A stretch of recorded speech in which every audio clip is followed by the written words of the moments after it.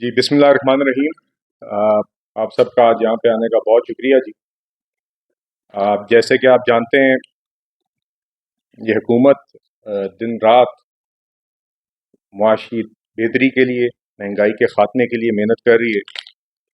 گزشتہ روز بھی آپ نے دیکھا کہ پرائم منسٹر صاحب نے کیبنٹ میٹنگ سے خطاب کرتے ہوئے انہی ایفرٹس کے اوپر جو ریفارم کے کام ہیں، چاہے وہ ایف بی آر کا ریفارم ہو، چاہے وہ بجلی کا نظام کا ریفارم ہو، اس کے متعلق بات کی، تفصیلات بتائیں اور عوام سے، کابینہ سے بھی اور عوام سے بڑے کھل کے انہوں نے کینڈڈ گفتگو کی اور عوام کو بتایا کہ ان کی حکومت ان کے لیے کیا کوششیں کر رہی ہے، کیا کام کر رہی ہے، عملاً کیا کام کر رہی ہے، اور حالات کو دیکھتے ہوئے، ساری صورتحال کو مد نظر رکھتے ہوئے، ساری مشکلات کا جائزہ لیتے ہوئے، چادر دیکھ کر پاؤں پھیلاتے ہوئے کیا کیا کوششیں کر رہی ہے۔ اور آپ نے دیکھا ہے کہ کس طرح چاہے وہ مسلم لیگ نون کی، نواز شریف کی وفاق میں حکومت ہو جہاں پہ شہباز شریف صاحب وزیر اعظم ہیں، یا مسلم لیگ نون کی پنجاب میں حکومت ہو جہاں پہ مریم نواز شریف صاحبہ چیف منسٹر ہیں، دونوں جگہوں پہ وزیر اعظم اور وزیر اعلیٰ صاحبہ کی مین ترجیح یہی ہے کہ کس طرح مہنگائی کم کرنی ہے، کس طرح عوام کو ریلیف دینا ہے، کس طرح لوگوں کی روزگار میں اضافہ کرنا ہے، کس طرح ان کے لیے اپنا سودا سلف خریدنے کے میں آسانی پیدا کرنی ہے، کس طرح ان کے لیے ان کی قوت خرید بڑھانی ہے تاکہ ان کی روزگار بھی بڑھے، اور جو روزگار ان کے پاس ہے اس روزگار کے اندر وہ اپنی ضروریات بھی پوری کر سکیں اور بھی چیزیں خرید سکیں، لوگوں کی زندگی اور ان کی فلاح میں بہتری لا سکیں۔ سارے ریفارمز، ساری کوششیں، ساری ایفرٹس جو پنجاب یا وفاق حکومت میں ہو رہی ہیں، ان ساری کا مرکز یہی ہے کہ کس طرح پاکستانی شہریوں کی زندگی میں بہتری لانی ہے۔ تو اسی کے حوالے سے آپ نے دیکھا کہ پاکستان بیورو آف اسٹیٹسٹکس نے ابھی ایک رپورٹ شائع کی ہے جو وہ ماہانہ مہنگائی کی رپورٹ شائع کرتی ہے، اور اس میں آپ نے دیکھا کہ الحمدللہ مہنگائی کی شرح اس دفعہ 11.1% آئی ہے،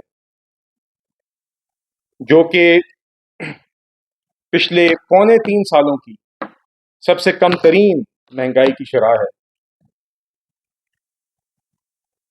اور یہ ہماری حکومت کی کوششوں کی وجہ سے ہے، کیونکہ جب ہماری حکومت آئی تھی فروری میں تو یہی شرح 23.1% تھی، اور اب گھٹتے گھٹتے جولائی کے مہینے کی مہنگائی کی شرح 11.1% آئی ہے، جو کہ جیسے کہ میں نے آپ کو بتایا کہ یہ پچھلے 3.25 سالوں کی کم ترین مہنگائی کی شرح ہے۔ اس سے پہلے اکتوبر 2021 میں 9.2% شرح تھی، اس کے بعد سے کسی بھی مہینے میں اس جولائی 2024 کے مہینے سے کم مہنگائی کی شرح نہیں رہی۔ اور صرف یہ نہیں، جو آپ کی کھانے کی اشیاء کی مہنگائی کی شرح ہے، جو لوگوں کی بنیادی ضرورت ہے، اس کی شہروں کے اندر صرف 3.4% مہنگائی کی شرح آئی، اور دیہات کے اندر مہنگائی کی شرح صرف 1.3% آئی۔ تو ہم تو یہ بات نہیں کہتے کہ ہمارا کام آلو، پیاز، ٹماٹر کی قیمتیں دیکھنا نہیں۔ جو خان صاحب بڑے فخر سے یہ بات کہتے تھے کہ ان کا کام آلو، پیاز اور ٹماٹر کی قیمتیں دیکھنا نہیں، وہ پتہ نہیں اور کوئی قومیت کی اور باتیں کرتے ہیں، جیسے کہ اس میں بھی انہوں نے کوئی مارکا مار لیا ہے۔ تو ہم تو یہی سمجھتے ہیں کہ قومیت بھی یہی ہے، خدمت بھی یہی ہے کہ لوگوں کی زندگی میں آسانیاں پیدا ہوں، کہ مہنگائی کی شرح کم ہو، کہ لوگوں کو روزگار ملے، لوگ باوسائل ہوں، ان وسائل سے وہ اپنی ضروریات پوری کر سکیں، اور باعزت طریقے سے ہر شہری پاکستان کی ہر وہ سہولت حاصل کر سکے جو دنیا میں اور جگہوں پہ ذرا ترقی یافتہ ممالک میں لوگوں کو میسر ہے۔ تو دیکھیے، آپ نے یہ دیکھا کہ نواز شریف کی حکومت ہو، شہباز شریف یا مریم نواز کی حکومت ہو، 2013 سے 18 کا دور ہو، یا 2022 سے 23 کی 16 ماہ کی حکومت ہو، یا اب موجودہ حکومت ہو، مہنگائی کی کمی، معیشت کا استحکام، ترقی، یہی ہدف رہے ہیں، یہی کارکردگی رہی، اور ہمیشہ ہماری حکومتوں نے یہی کہا ہے کہ ہمارا کام مہنگائی کم کرنا ہے، روزگار بڑھانا ہے، قوت خرید کم کرنا ہے، قوت خرید کو بڑھانا ہے، اور یہی ہماری اولین ترجیح ہے۔ تو میں ایک دفعہ دہرانا چاہوں گا کہ مہنگائی کی شرح اس مہینے 11.1% آئی ہے، جولائی کے مہینے کی، جو کہ پچھلے 3.25 سال کی مہنگائی کی کم ترین شرح ہے مہنگائی کی۔ اس سے پہلے اکتوبر 2021 میں 9.2% مہنگائی کی شرح تھی، اور اب وہ مہنگائی کی شرح 11.1%، اس کے بعد سب سے کم ترین مہنگائی کی شرح 11.1% رہی ہے، جو کہ فروری کے مقابلے میں، فروری میں یہی شرح 23% میں تھی، تو ان 4-5 مہینوں میں مہنگائی کی شرح تقریباً آدھے سے بھی کم کر دی گئی ہے۔ اور جو کھانے کی اشیاء کی مہنگائی کی شرح ہے وہ شہروں میں صرف 3.4% ہے، اور دیہات میں اس سے بھی کم 1.3% ہے۔ اور یہ ساری وفاقی حکومت، شہباز شریف صاحب کی وفاقی حکومت میں بطور وزیر اعظم، اور پنجاب حکومت میں سی ایم پنجاب مریم نواز شریف صاحبہ کی محنت کی وجہ سے ہوا ہے۔ آپ نے دیکھا کہ مفت آٹا بھی تقسیم کیا گیا، آپ نے دیکھا کہ وفاق میں بھی ہر کوشش کی گئی کہ چاہے وہ بے نظیر انکم سپورٹ پروگرام کے تحت لوگوں کو وسائل دینا ہو، چاہے وہ بجلی کے نرخوں میں چادر دیکھ کر پاؤں پھیلاتے رہے، بجلی کے نرخ کو ایسا رکھا جائے کہ آپ کا IMF کا پروگرام بھی مکمل ہو، مگر آپ کے 80% یا 86% گھریلو صارفین ان کے نرخ میں اضافہ بھی نہ ہو۔ یہ سب چیزیں کی گئی۔ تو ہم تو یہ نہیں کہتے کہ آلو، پیاز، ٹماٹر کی قیمتیں ان کو دیکھنا ہمارا کام نہیں، جو بات خان صاحب کہتے تھے۔ نواز شریف، شہباز شریف، مریم نواز نے 2013 اور 18 میں بھی، 2022-23 میں بھی، اور اب اس حکومت میں بھی یہی کہا ہے کہ مہنگائی کی جو شرح ہے، مہنگائی کو کم کرنا، لوگوں کو باوسائل کرنا، لوگوں کو روزگار دینا، لوگوں کی قوت خرید بڑھانا، یہی ہمارا کام ہے، یہی ہماری نمبر 1 ترجیح ہے، اور اسی کا نام خدمت ہے، اسی کا نام قومیت ہے، اسی کا نام حکومت ہے، اور یہ کر کے دکھایا۔ اور آپ دیکھیے کہ 2013 سے 18 میں بھی نواز شریف نے پاکستان کو ترقی دی، نواز شریف نے لوڈ شیڈنگ کا خاتمہ بھی کیا، روزگار بھی بڑھائی، غربت بھی کم کی، مگر ساتھ ہی ساتھ ان سب چیزوں کے ساتھ مہنگائی بھی کم کی۔ 2018 میں جب نواز شریف صاحب حکومت چھوڑ کر گئے تو مہنگائی کی شرح صرف 3.9% تھی، اور کھانے کی اشیاء کی مہنگائی کی شرح صرف 2.3%، مگر ساتھ ترقی بھی تھی، IMF کے پروگرام مکمل ہونا بھی تھا، لوڈ شیڈنگ کا خاتمہ بھی تھا۔ تو دیکھیے آج شہباز شریف صاحب کی حکومت وفاق میں آپ کے سامنے دن رات محنت کر رہی ہے، اور اس کی تفصیلات شہباز شریف صاحب نے جو ریفارمز، جو پرائم منسٹر جن پہ محنت کر رہے ہیں اور ان کی ٹیم محنت کر رہی ہے، اس کی تفصیلات وہ وقفاً عوام کے سامنے خود بھی پیش کرتے ہیں۔ آپ اکثر ان کے بیانات دیکھتے ہیں، ان کے اجلاس میں ان کی ریمارکس یا تقریر دیکھتے ہیں۔ کل بھی کابینٹ میٹنگ کو انہوں نے مخاطب ہوتے ہوئے عوام سے بات کی، اور آپ نے دیکھا کہ کس طرح انہوں نے FBR کے ریفارمز، FBR کے ریفارم کا مطلب ہے کہ ٹیکس کا نظام آپ کا بہتر ہوگا، ٹیکس پیئر کے لیے آسانی ہوگی، جو لوگ اپنا فیئر شیئر آف ٹیکس نہیں دے رہے وہ ادا کریں گے، جن لوگوں پہ بوجھ زیادہ ہے ان کے ساتھ دوسروں پہ بھی بوجھ آنا چاہیے، مگر جو بوجھ زیادہ دے رہے ہیں، جو ان کے حصے سے زیادہ بنتا ہے، ان پہ بوجھ کم ہو، جو نہیں دے رہے، جن کو دینا چاہیے ان پہ زیادہ ہو، عوام کے وسائل اوور آل بڑھیں، اور ٹیکس پیئر کے لیے بھی ٹیکس ادا کرنے میں بھی، ٹیکس فائلنگ میں بھی آسانی ہو۔ یہ معیشت کا پہیہ اسی طرح آگے چلے گا۔ FBR کے نظام کا مطلب یہ ہے، FBR کے ریفارم کا مطلب یہ ہے۔ اسی طرح آپ بجلی کا شعبہ دیکھیں تو بجلی کے شعبے کے اندر شہباز شریف صاحب نے، چاہے وہ ٹرانسمیشن کا نظام ہو، چاہے وہ ڈسٹریبیوشن کا نظام ہو، ان سب کو بہتر کرنے کے لیے اقدامات اٹھائے جا رہے ہیں، جس میں ان کے بورڈ کو بھی پروفیشنل کرنے کی بات ہے، جس میں NTTC کے پورے سٹرکچر کو بدلنے کی بات ہے۔ اور اس سب سے ہوگا کیا کہ بجلی کی پیداوار، بجلی کی ٹرانسمیشن، بجلی کی ڈسٹریبیوشن کے خرچے کم ہوں گے، اور جب یہ خرچے کم ہوں گے تو نرخ کم ہوں گے، جب یہ خرچے کم ہوں گے تو بجلی کی قیمتیں کم ہوں گی، بجلی کی فراہمی بہتر ہوگی، اور بجلی کی قیمتیں کم ہوں گی، اور یہ جو بلنگ کے مسائل عوام دیکھتی ہے یہ بھی ختم ہوں گے جب یہ ڈسٹریبیوشن کمپنیز بھی صحیح ہاتھوں میں جائیں گی۔ اور ساتھ ہی ساتھ آپ دیکھ رہے ہیں کہ شہباز شریف صاحب ان مشکل حالات میں بھی ان ساری چیزوں کو ساتھ لے جاتے رہے، جہاں پہ بے نظیر انکم سپورٹ پروگرام کے بھی آپ نے دیکھا، جس کے تحت پاکستان میں ٹارگیٹڈ طریقے سے مستحق خاندانوں کو ڈائریکٹ کیش مدد دی جاتی ہے، اس کا بجٹ ان مشکل حالات میں بھی 466 ارب سے بڑھا کے 592 अरब रुपए कर दिया गया। मगर इन सारी चीज़ों को साथ ही साथ, जैसे कि मैंने आपको बताया, 86% घरेलू सार्फिन पाकिस्तान के, उनके नर्क में इजाफा नहीं हुआ। उनके नर्क को वहीं पे रखा गया जो पहले ही पाकिस्तान के एवरेज नर्क से नीचे रखे जाते हैं, जिसमें हुकूमत सब्सिडी देती है, उसको मजीद वहीं पे ही बरकरार रखने के लिए, ताकि उनके ऊपर बिजली की किसी नर्क का इजाफे का बोझ ना आए। इसलिए उनको मजीद आपने देखा कि इन 3 माह के लिए 50 अरब रुपए की सब्सिडी दी गई। तो देखिए, बात यह है कि ये सारे इकदाम मुस्लिम लीग नून कर रही है, मुस्लिम लीग नून की हुकूमत कर रही है और हमेशा करती है। आपने देखा कि 13 से 18 के अंदर भी मुस्लिम लीग नून की हुकूमत होती है, जो आपकी मईशत को इस्तेहकाम भी देती है, तरक्की भी देती है, महंगाई में कमी भी करती है।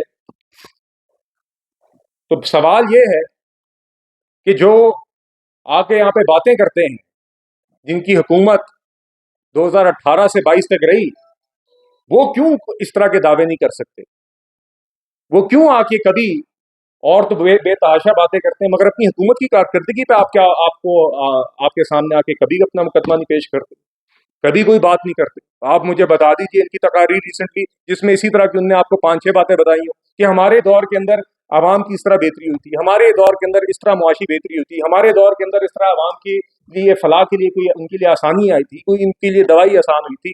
आपने देखा कि हमारी हुकूमत ने पंजाब में शहबाज शरीफ के वक्त में भी और आज मरियम नवाज साहबा के वक्त में भी मुफ्त दवाई का प्रोग्राम शुरू किया हुआ। ये बीच में क्यों रुक गया था? हमारे अदवार के अंदर मुफ्त आटा भी तकसीम होता है बाइज्जत तरीके से। ऐसा नहीं होता कि रमजान की गर्मी के अंदर खवातीन और बुजुर्ग हाथ पे निशान लगवा के गर्मी में 3-3 घंटे खड़े हो रहे हैं और तब भी उनको आटा सही तरह नहीं मिल रहा। ये मवाजना करना जरूरी है, हुकूमतों का यही काम है। और दूसरी बात ये कि एक तरफ मैंने आपके सामने पाकिस्तान मुस्लिम लीग नून की हुकूमतों की, आज की हुकूमत और गुज़िश्ता हुकूमतों की परफॉर्मेंस और आज जो एफर्ट्स हो रही हैं वो आपके सामने पेश की।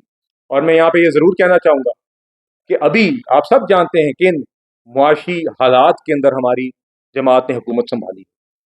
ये हुकूमत कोई फूलों का ताज नहीं थी, और जो जमात आज आके तनकीद करती है, उसने विलिंगली हुकूमत ना लेने का फैसला किया। ये भी आवाम को पता होना चाहिए।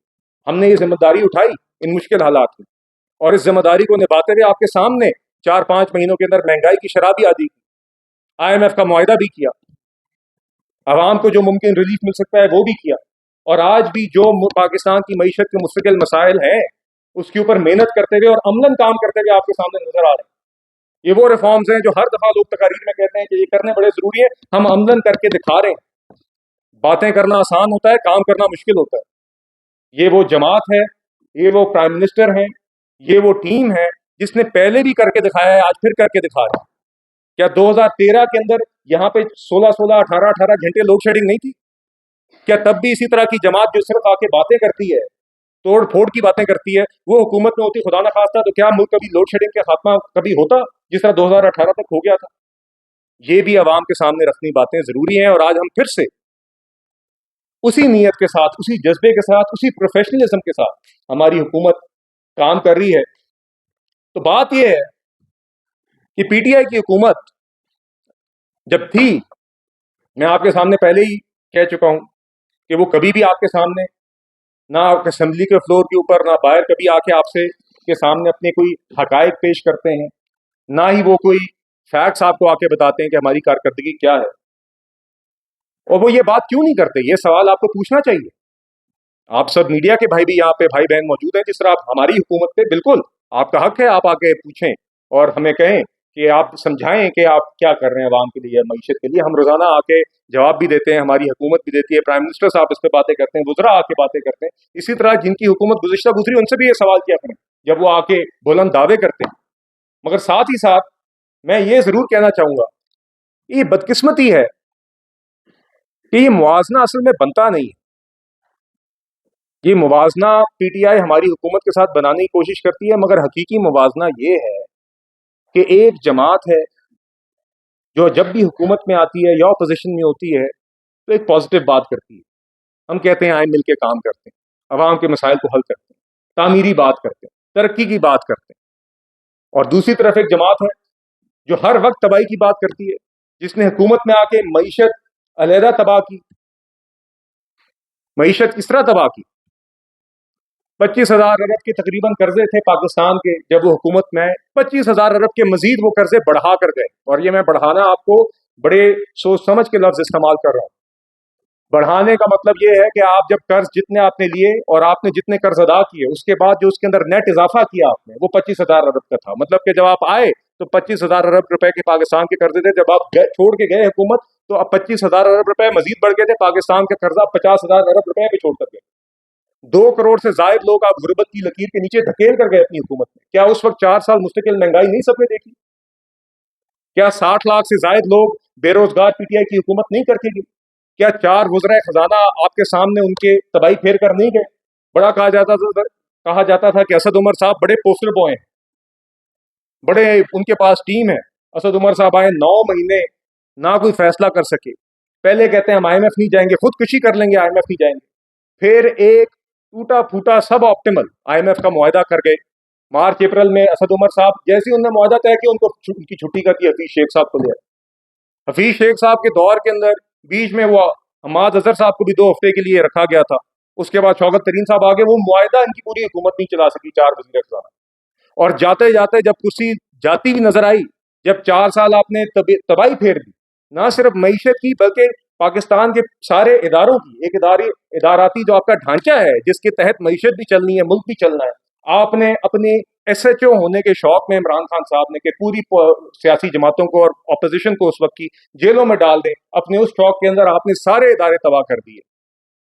کسی بیوروکریٹ کا اعتماد نہیں رہا کہ وہ کسی چیز پہ فیصلہ کر سکے. کوئی لیڈرشپ نہیں تھی اس ملک میں, صرف تباہی تھی.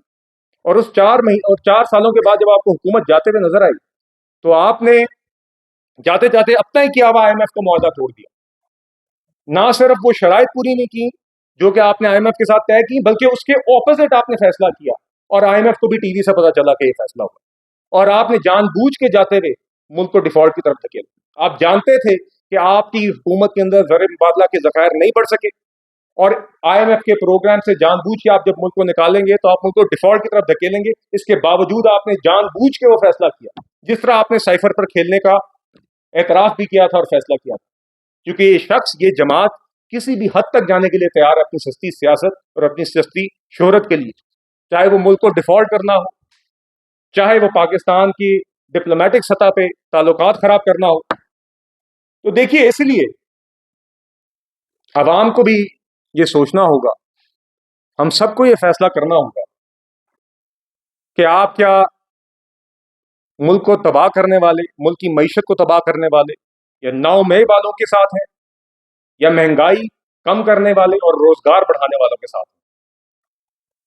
ہمارا مشن ہے, مسلم لیگ نون کا مشن ہے, مہنگائی کا خاتمہ اور روزگار بڑھانا. اور پی ٹی آئی کی جنگ جو ہے وہ مہنگائی ختم کرنے والوں کے خلاف اور پاکستان کے ریاستی اداروں کے خلاف. تو دیکھیے, یہ تعمیری اور منفی سوچ کے درمیان ایک مقابلہ ہے, چاہے وہ معیشت ہو, چاہے وہ ملک کے اور معاملات ہوں. آپ دنیا میں دیکھ رہے ہیں, دیکھیے نفرت پھیلانا, اشتعال انگیزی کرنا یہ تو آسان ہے, تعمیر کرنا, لوگوں کو جوڑنا یہ مشکل کام ہے. مگر یہی حقیقی کام ہے. سیاست کا بھی یہی مقصد ہونا چاہیے, حکومت کا بھی یہی مقصد ہونا چاہیے. اور ساتھ ہی ساتھ میں یہ ضرور کہنا چاہوں گا کہ دیکھیے, ہمیں اکثر کہتے ہیں کہ 9 مئی کے علاوہ کوئی اور مثال دیں. سب سے پہلی بات یہ کہ 9 مئی کوئی واحد انسیڈنٹ نہیں تھا, یہ پی ٹی آئی کی اور عمران خان کی تباہی کا ابتدا نہیں تھی, اس کی انتہا تھی. پچھلے 10-12 سالوں میں چاہے پی ٹی آئی اپوزیشن میں رہی ہے, چاہے حکومت میں رہی ہے, آپ نے مستقل ان کی طرف سے تباہی دیکھی. چاہے وہ پی ٹی وی کی بلڈنگ پر حملہ ہو, چاہے وہ ڈی چوک پر قبریں کھودنا ہو, چاہے وہ پولیس والوں کا سر پھوڑنا ہو, چاہے وہ جج زیبا ہو, چاہے وہ سپریم کورٹ کی دیواروں پر شلواریں ٹانگنا ہو, چاہے وہ زمان پارک کے باہر پیٹرول بم پھینکنا ہو, چاہے وہ رینجرز کی گاڑیاں چلانا ہو, چاہے وہ جوڈیشل کمپلیکس کے دھاوے بولنا ہو. تو دیکھیے, پی ٹی آئی نے سیاسی, معاشی اور ڈیجیٹل دہشت گردی کے خلاف کے علاوہ کیا کیا ہے؟ آپ بتا دیجئے، پی ٹی آئی بتا دے۔ اور 9 میں بھی اسی لیے میں کہتا ہوں کہ 9 میں تسلسل تھا، یہ کوئی واحد انسیڈنٹ نہیں تھا، یہ تسلسل تھا پی ٹی آئی کی منفی سوچ کا اور ایک وائلنٹ سوچ کا۔ اور اسی لیے 9 مئی کو آپ کہتے ہیں، پھر یہ کہتے ہیں کہ 9 مئی ایک فالس فلیگ آپریشن تھا۔ چند دن پہلے اٹیالہ جیل میں جو خان صاحب نے اعتراف کیا ہے، اس نے پی ٹی آئی کے اپنے ہی اس 9 مئی کے فالس فلیگ آپریشن کے بیانیے کو فالس قرار دی دیا۔ خان صاحب نے اعتراف کر دیا کہ میں نے کال دی تھی۔ تو بات یہ ہے کہ ایک تو وہ بیانیہ رد ہو گیا، دوسرا ان کے پولیٹیکل فیسز، ان کے لیڈرز اس دن سڑکوں پر تھے۔ ان کے لیڈرز پی ٹی آئی کے دوپٹے پہن کر اور جھنڈے گاڑیوں پر لگا کر لوگوں کو آرگنائز طریقے سے ملک کے کونے کونے میں تباہی کی طرف لے کے جا رہے تھے۔ کیا یہ اتفاق ہے کہ 9 مئی کے دن کیپٹن کرنل شیر خان کا مجسمہ بھی توڑا جا رہا ہو، وہاں پہ بھی پی ٹی آئی کے لوگ ہیں؟ ایم ایم عالم کا جہاز بھی تباہ کیا جا رہا ہو، وہ بھی پی ٹی آئی کے لوگ ہیں؟ جی ایس یو پر حملہ ہو رہا ہو، وہ بھی پی ٹی آئی کے لوگ ہیں؟ جناح ہاؤس کو آگ لگائی جا رہی ہو، وہ بھی پی ٹی آئی کے لوگ ہیں؟ تو پھر یہ کہتے ہیں کہ فالس فلیگ آپریشن ہے۔ یہ تو شکر ہے اب خان صاحب نے اعتراف کر دیا اس بات کا۔ اور آپ کو یاد ہوگا کہ 9 مئی کے اگلے دن بھی خان صاحب نے یہ دعویٰ کیا تھا ویڈیو کے بیان میں، اس ٹائم پہ بھی کہا تھا کہ میرے ساتھ یہ ہوگا تو ایسا ہی ہوگا۔ تو دیکھیے، بات یہ ہے کہ اگر آپ کا یہ خیال ہے کہ آپ ملٹری اور سویلین انسٹالیشنز پر حملے کریں گے، آپ آگ لگائیں گے، آپ معیشت علیحدہ تباہ کریں گے، اور آپ پروپیگنڈے کی بنیاد پر ان سب چیزوں کو عوام سے چھپانے کی کوشش کریں گے یا عوام کی اٹینشن ڈائیورٹ کرنے کی کوشش کریں گے، تو ایسا نہیں ہوگا۔ اس طرح کی منفی سیاست دنیا میں جہاں پہ بھی ہو رہی ہے، اس کے خلاف جمہوری قوتیں جنگ لڑ رہی ہیں، ہم بھی یہاں پر لڑیں گے۔ آپ دیکھ لیں دنیا میں اور ممالک کے اندر بھی اس طرح کی منفی سیاست چلانے کی کوشش کی جا رہی ہے، وہاں پہ بھی ایک جدوجہد اس کے خلاف جاری ہے، یہاں پہ بھی ہم جاری رکھیں گے۔ اور دوسری بات تو میں بالکل پی ٹی آئی کے جو اسپوکس پرسن ہیں، جو روزانہ ہمارے ساتھ ٹاک شوز پہ بھی آتے ہیں، جو ٹی وی پہ بات کرتے ہیں، میں ان کے ساتھ ہمدردی کا مظاہرہ کرنا چاہوں گا، کیونکہ بات یہ ہے کہ ان کو ہر دن عمران خان صاحب کی کسی نئی کالی بازی کا جواب دینا ہوتا ہے، جسٹیفائی کرنا ہوتا ہے۔ پہلے کہتے تھے کہ آپ نیوٹرل نہ ہو، نیوٹرل تو جانور ہوتے ہیں۔ چند دن پہلے کہتے ہیں نہیں اب آپ نیوٹرل ہو جائیں، اگلے دن کہتے ہیں کہ ہم فوج سے مذاکرات کرنا چاہتے ہیں، وہ کوئی نمائندہ مقرر کریں۔ یہ 2 ہی دنوں کے اندر 2 بیانات ہیں۔ تو بات یہ ہے کہ سوچنا پڑے گا ہمیں کہ خان صاحب کی ذہنی کیفیت کیا ہے۔ مجھے لگتا ہے ان کو فوج کے بجائے کسی سائیکائٹرسٹ کے ساتھ مذاکرات کرنے کی ضرورت ہے، اور میں بلکہ یہ مطالبہ کروں گا، اپنی حکومتوں سے بھی گزارش کروں گا کہ کوئی ایک سائیکائٹرسٹ مقرر کر دیں اڈیالہ جیل میں، حکومت کا کوئی قابل سائیکائٹرسٹ مقرر کر دیں خان صاحب کے لیے۔ اور اگر خان صاحب کا اپنا کوئی پسندیدہ ہے، کوئی شوکت خانم میں ہے یا کہیں اور ہے، وہ بتا دیں۔ میرے خیال سے عوام کی بھی بہتری اور خان صاحب کی اپنی بہتری بھی اسی میں ہی ہوگی کہ وہ کسی سائیکائٹرسٹ کے ساتھ مذاکرات کریں۔ تو دیکھیے، میں اختتام میں صرف اتنا کہنا چاہوں گا کہ شہباز شریف صاحب کی حکومت نے وفاق میں، اور مریم نواز صاحبہ جو حکومت پنجاب میں چلا رہی ہیں، وہ آپ کے سامنے کام کرتی ہوئی نظر آ رہی ہے، مہنگائی کم کرتی ہوئی نظر آ رہی ہے۔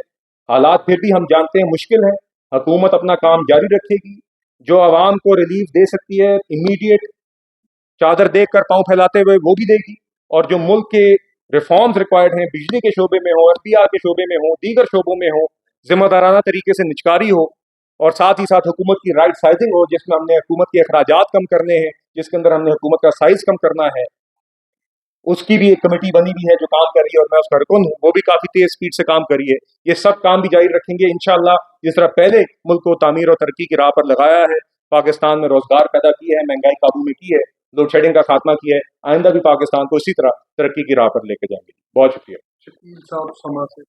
جناب صاحب یہ بتائیے گا کہ نئے بجٹ آپ کی دونوں باتیں دونوں سوال جڑے ہوئے ہیں. دیکھیے جہاں تک تنخواہ دار طبقے کی بات ہے نا جی، دیکھیے آپ نے دیکھا ہے کہ وزیر اعظم صاحب خود بھی اور ہماری جماعت کے دیگر لوگ، وزیر خزانہ نے بھی یہ بات کی ہے کہ ہم سمجھتے ہیں کہ جو سیلریڈ کلاس ہے، جو تنخواہ دار طبقہ ہے، وہ اپنا فیئر شیئر آلریڈی ادا کر رہا ہے. وہ اپنی بطور سٹیزن اپنی ذمہ داری ادا کر رہا ہے ٹیکس کی صورت میں. اور حکومت ہرگز یہ نہیں چاہتی تھی کہ جو ابھی بھی ٹیکس مزید عائد کیے گئے ہیں وہ بھی لگانے پڑتے. یقیناً ہمیں IMF پروگرام میں ہے، اس کی ایک اپنی لمیٹیشنز ہیں.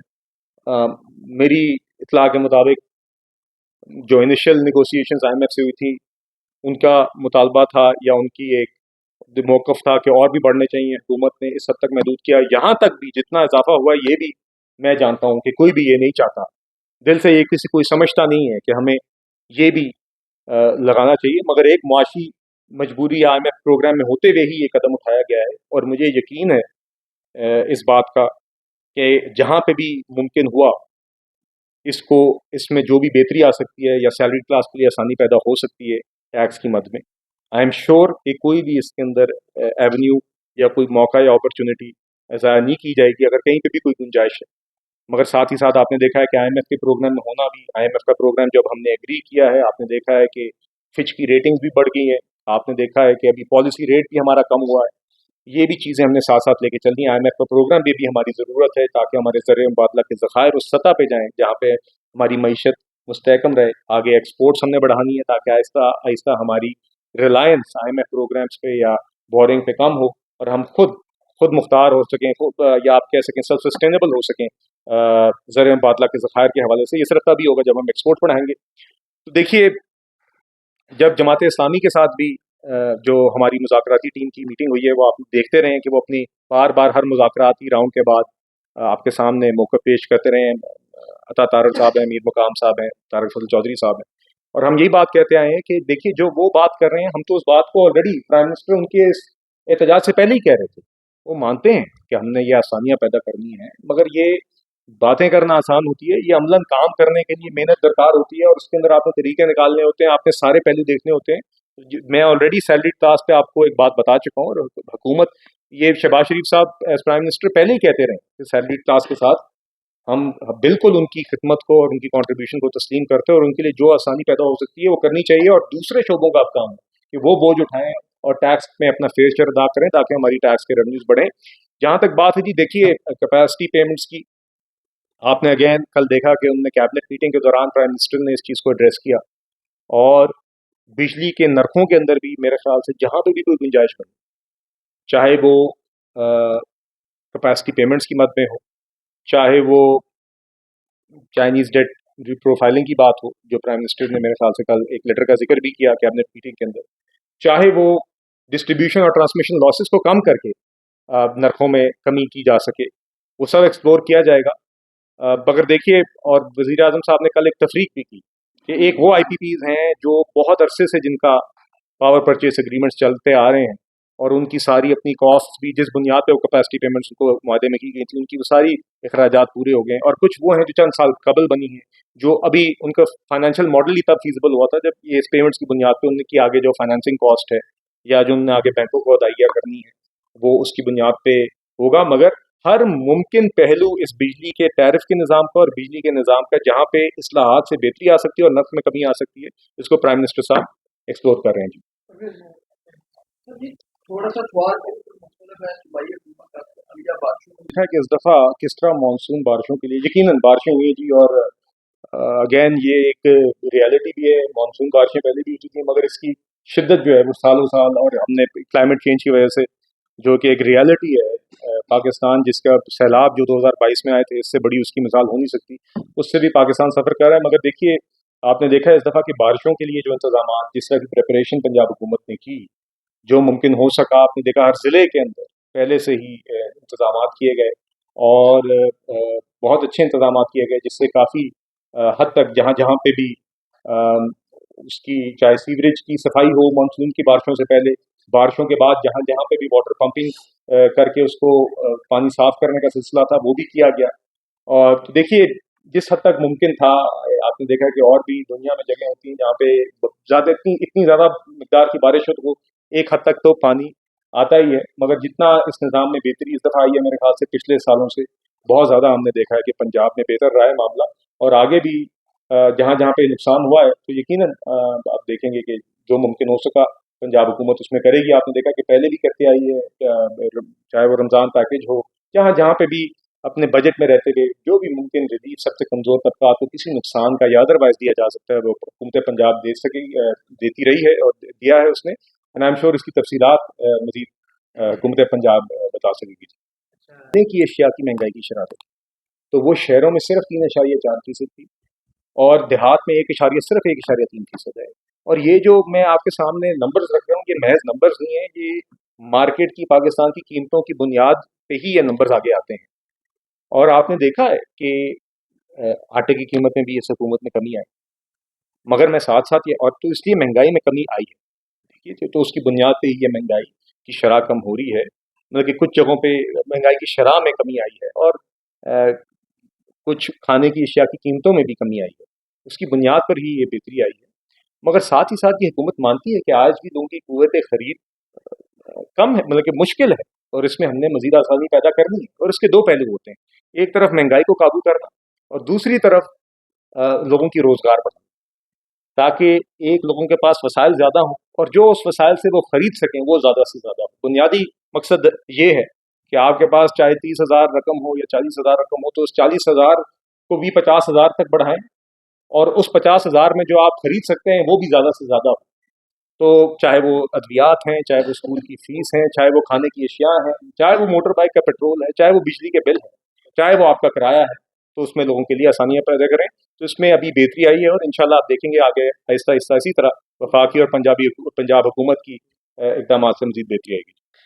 आखिरी सवाल उमर जनाब ने बात की है जी देखिए, मैं आपको सच्ची बात बताऊं, 2018 में हम बहुत बेहतर सूरत हाल में, मतलब कि आपकी अब आज अगर बिजली के नरखों में इजाफा है या बिजली की मुश्किलात हैं तो उसकी एक बुनियादी वजह ये है कि जिस तरक्की की पाथ पर 2018 तक मुल्क चढ़ गया था, जीडीपी ग्रोथ थी, मैन्युफैक्चरिंग बढ़ गई थी, इंडस्ट्री बढ़ गई थी, तो आपकी बिजली की पैदावार भी उस हिसाब से थी और आगे मईशत की ग्रोथ जिस ट्रैक पे चढ़ गई थी, जो कि बैन अवी अदारे भी बता रहे थे कि अगले साल 2 साल के अंदर 2018 के बाद भी वो जिस ट्रैक पे देख रहे थे तो हमारा मुल्क आज किसी और जगह पे होता, ये मेरा यकीन है और ये मैं फैक्ट से हम बैक कर सकते हैं।